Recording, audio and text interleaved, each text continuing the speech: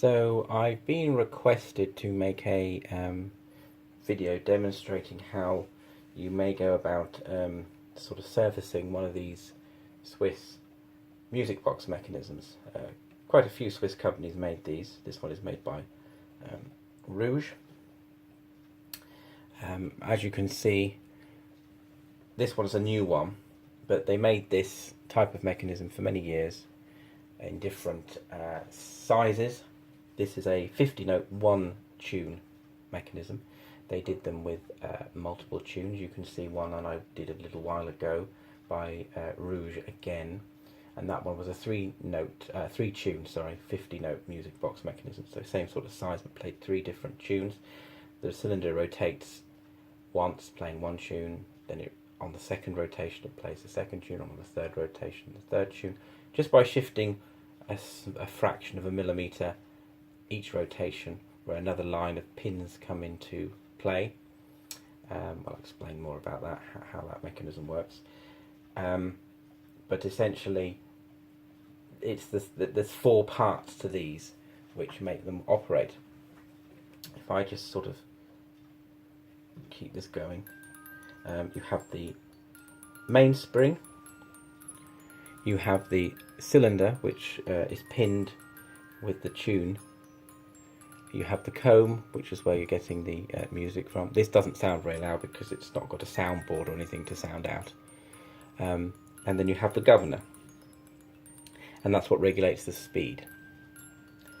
And as you can see, the governor, if I just put my finger there, it's a fan that spins, and it's the air resistance which is keeping the speed regular. Now, this being a one song, with not having a mechanism to stop the song when it reaches the end, is probably the most dangerous mechanism to employ in one of these music boxes, because as you can see, I've stopped it while the comb is under tension. And if you were to leave it stopped like that for any length of time, then the tension that's built up in the prongs eventually, if left long enough, causes fatigue in the metal. And I've seen music boxes where they've been in a stopped position like this, and as soon as they've actually played, the stopped pins, the stopped prongs on the comb have just exploded off. They've just broken off completely. So you always have to make sure with this sort of mechanism, where the tune can be stopped at any random point in its playing, you should always make sure it's stopped when when it's at the end of the song, when there's nothing being played. That means that the comb has not got any, as you can see, there's no tension there in the comb at all. So the common sort of faults with these are the oil goes hard over time. I mean, some of these music box movements are 100 years old, or if not more, and the oil chemically dries out, and the dust gets in, and the dust then makes it into a glue. So if you've got a similar mechanism to this, and it just either it will play incredibly slowly when it's wound up to the full maximum capacity, it'll only play very slowly, or it just won't play at all. And the one I had in a previous video, which you can see in the little wooden box, that just didn't play. The music box thankfully had finished its three songs, or its song, so it was in a stopped position similar to this, and then when you went to release the fan from under tension, it just wouldn't rotate. Now, as I explained, there are four components to the music box, and unfortunately the alignment of these things is incredibly critical. It's a very well it's made to a very high specification, and if anything is out of line, it just simply won't work. It either will sound terrible, or it just simply won't function. These are as precise as any expensive mechanical watch. The more songs that they play, the more tunes on a 50-note one has even less tolerance, or less margin of error. It needs to be incredibly precise to play three different tunes programmed into a very small cylinder and if the cylinder doesn't shift in the right way, or the comb is misaligned, then it'll just sound dreadful, or not play the tune at all. So the best way of cleaning these from a DIY point of view, and this is I mean, the best way of repairing this is to remove everything, put it in an ultrasonic bath, get it completely clean, completely free of all the old oil, lubricate everything, assemble it, and then lubricate everything again, and it'll then run fine. But of course, that costs a lot of money to send it off to someone repaired, and it's an incredibly hard skill. It takes a lot of work, a lot of time, and a lot of effort to get the skill to align these things to make them sound very good. So you have to pay a craftsman a fair wage to do that. But if you have one of these that's just seized, there is a couple of things you can try if you want to have a go at trying to get them to play again. So with the one I had, I did actually strip it. I did strip the governor, and I did strip the cylinder and the comb off. Everything. The only thing I left on was the mainspring, and it took me hours and hours and hours to try and get the comb aligned to sound correct. However, I had an idea that I may have been able to do the repair or the cleaning of all the old oil off without actually having to take it to bits quite as far as I did. So if I was doing it again, this is probably how I would go about doing it. I'd leave everything in place. The governor, unfortunately, with these, is not before the cylinder. So what that means is that the cylinder is directly connected to the mainspring. And what that means is, in order to really work on this, you'd want the mainspring to be completely run down. Now, if your governor is seized, you're not really going to be able to run the music box down. You may be able to do it sort of by manipulating the fan slightly and sort of getting the music box to play till eventually it does run down. But again, the method that I would probably go for this time is I'd get a very sort of stiff artist's brush. You want quite a stiff brush, but not too stiff. And then you want some isopropyl alcohol, or perhaps some electrical contact cleaner. And what you'd be aiming to do is cleaning the governor assembly, where this fan is.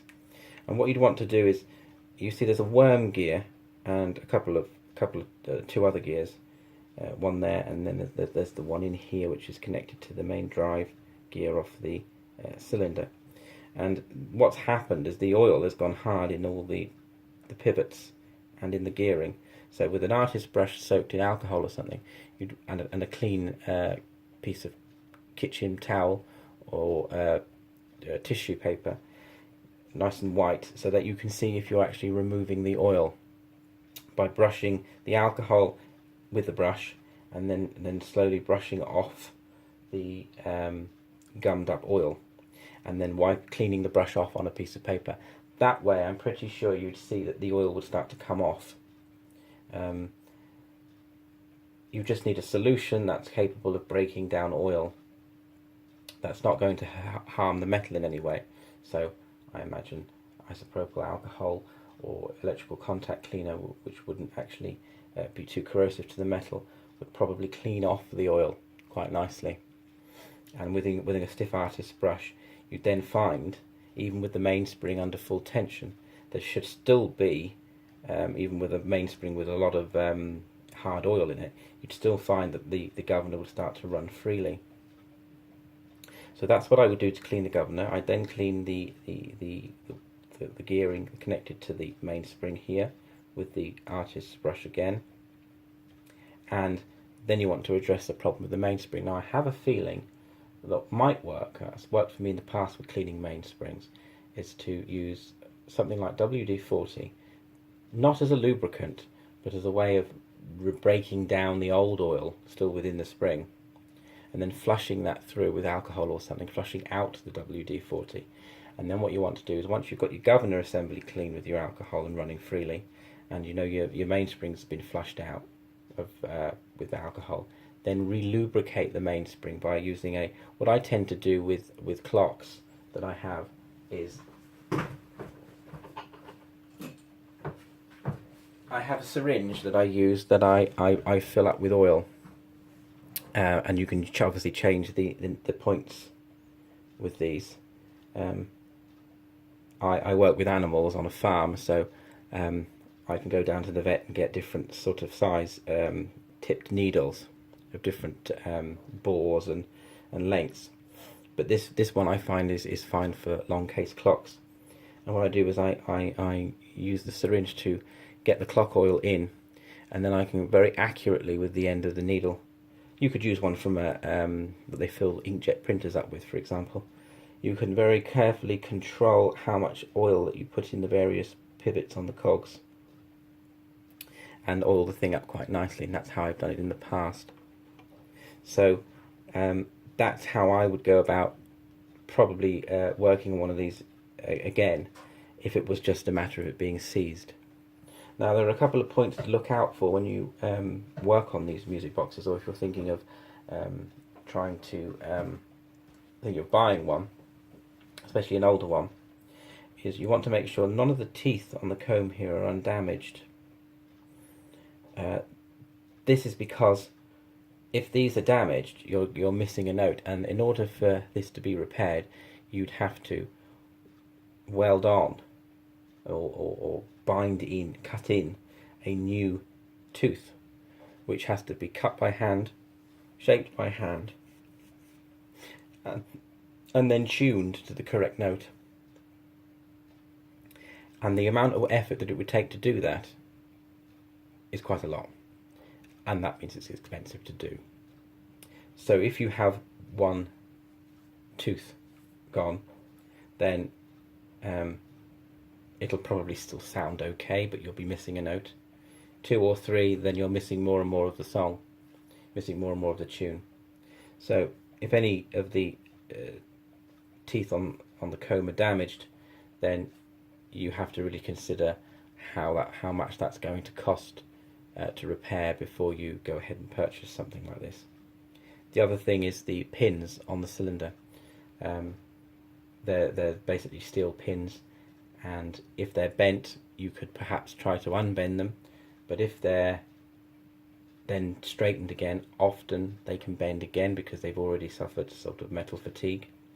So ideally you'd extract the pin or drill it out and insert a new pin.